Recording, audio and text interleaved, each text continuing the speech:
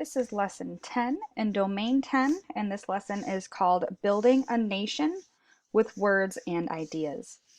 At the end of this lesson, you're going to be able to explain why Thomas Jefferson was an important person.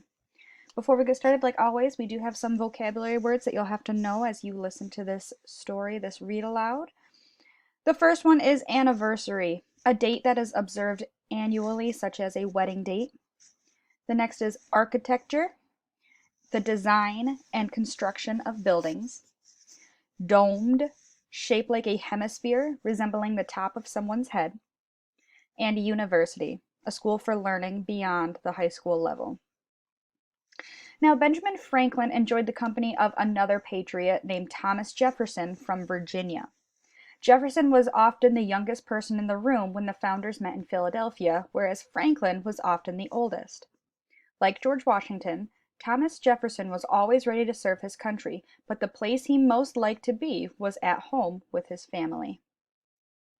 When Thomas Jefferson was a young lawyer, he started building a house close to the farm where he grew up in Virginia. Built on a hill, he named it Monticello, which means little mountain in Italian. He worked on it for many years, before, during, and after the war. Jefferson traveled in Europe and brought back many ideas from France and Italy.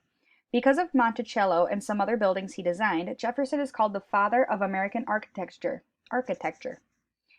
In fact, Jefferson was one of the people who worked on the design of Washington, D.C., our nation's capital. Like Benjamin Franklin, Thomas Jefferson liked to invent things. For his house, he invented a pulley system that opened doors, a mechanical clock that kept track of days and weeks. He also invented a dumbwaiter, a shelf that could be piled high with food dishes, raised from the kitchen downstairs up to the dining room, and then lowered back down with the empty dishes when the meal was over. Thomas Jefferson was one of the most important writers in the colonies. Remember, he was the author of the Declaration of Independence. Because he wrote so many important papers and letters, he wanted to be able to make copies of them for himself. So, Jefferson invented the first ever copy machine. As he wrote at his desk, a second pen was automatically writing the same thing right beside him.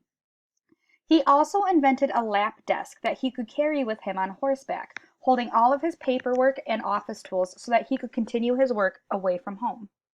After the Continental Convention and the election of George Washington as the country's first president, Thomas Jefferson returned to Virginia to work on Monticello. When he was not at Monticello, often he was representing his country, sharing his ideas both in America and in Europe. George Washington served as President of the United States for 8 years. When he retired to Mount Vernon, another one of the founding fathers named John Adams took his place, becoming America's second president. Thomas Jefferson became John Adams' vice president. 4 years later, Thomas Jefferson became our nation's third president. In the 8 years that he was president, he did many things to help the young nation grow. One of the things that Thomas Jefferson believed in most was public education. He realized how fortunate he had been, having the chance to attend excellent schools all his life, but he knew that not everybody could afford to do so. Perhaps Jefferson's greatest project was planning for a public college in his state of Virginia. He designed the buildings, chose the subjects that were going to be taught, and raised money to build the University of Virginia. The university was built on a friend's farm just down the hill from Monticello so that Jefferson could watch it being built. Thomas Jefferson died on the afternoon of July 4, 1826, just hours before the death of his friend John Adams. The second and third presidents of the United States of America died on the 50th anniversary of Independence Day.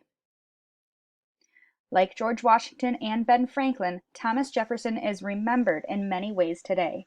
Some of our nickels or 5-cent coins have a picture of Jefferson on one side of them and a picture of a domed building on the other.